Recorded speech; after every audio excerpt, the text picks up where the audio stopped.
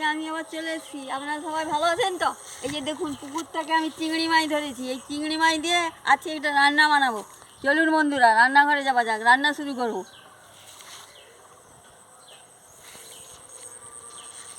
ঘরে চলে এসেছি, মাছটা ধুয়ে নিয়ে এসেছি। এবার আমি উনুনটা জ্বালিয়ে নেবো। কড়াটা বসিয়ে দিচ্ছি। কড়া গরম হয়ে গেছে, আমি তেলটা দিয়ে দিচ্ছি। আর হলুদের গুঁড়ো দিয়ে দিচ্ছি দিয়ে ভালো করে আমি মাখিয়ে নিচ্ছি।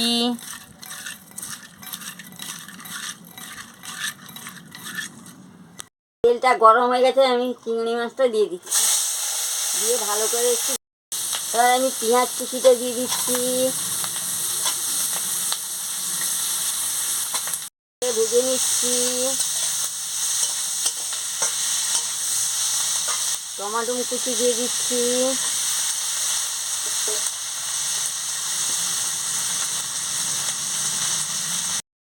কাঁচা লঙ্কা দিয়ে দিচ্ছি।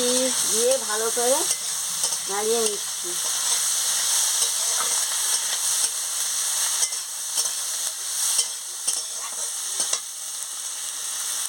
হলুদের গুঁড়ো আর লঙ্কার গুঁড়ো দিয়ে দিচ্ছি।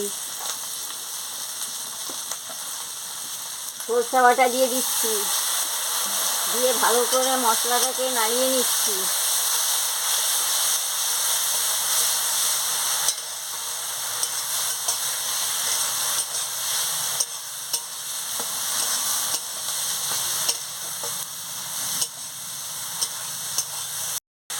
এবার আমার কষানো হয়ে গেছে, পরিমাণ মতন জলটা দিয়ে দিচ্ছি। দিয়ে ভালো করে একটু নাড়িয়ে নিচ্ছি।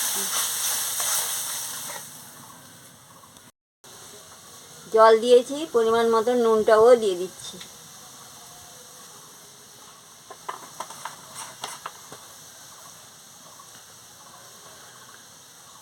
সামান্য একটু কাঁচা সরষের তেল দিয়ে দিচ্ছি। হয়ে গেছে, আমি নামিয়ে নিচ্ছি। এইভাবে পেঁয়াজ দিয়ে, কাঁচা লঙ্কা দিয়ে চিংড়ি মাছের বাটি তৈরি করে খাবেন, খুব ভালো লাগবে। ভালো লাগলে আমাকে লাইক করবেন, শেয়ার করবেন, মেসেজে লিখে জানাবেন, সাবস্ক্রাইব করবেন, বেল আইকনটি বাজিয়ে দেবেন, আমার ভিডিওটা শেয়ার করে দেবেন। বন্ধুরা, সাবস্ক্রাইবটা করুন, আমার ভিডিওটা দেখুন, আমাকে এগিয়ে নিয়ে যান। আর বয়স্ক মানুষের রান্নাটা কি ভালো লাগছে না আপনাদের? রঙটা দারুণ হয়েছে, গন্ধটা দারুণ বেরিয়েছে। কালকে আবার আমি ফিরে আসছি।